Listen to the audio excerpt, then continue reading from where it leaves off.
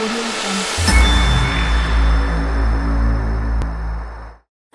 وسهلا يا رمضان. بسم الله الحمد لله والصلاة والسلام على رسول الله.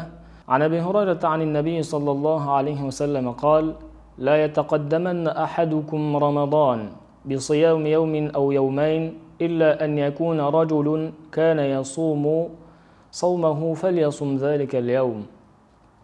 Abu Hurayra radhiyallohu anhudan rivoyat qilingan hadisda Payg'ambarimiz sollallohu alayhi vasallam marhamat qilib aytadilarki, sizlarning birortalaringiz Ramazon ro'zasini tutishdan avval oldinlab ketmasin.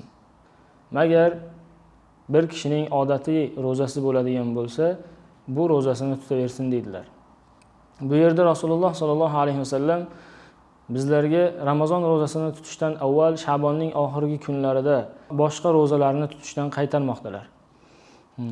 Illo kimningdir odatiy ro'zasi dushanba, payshanba ro'zalari bo'ladigan bo'lsa, mana shu ro'zalarni tutaverishga buyurmoqdalar.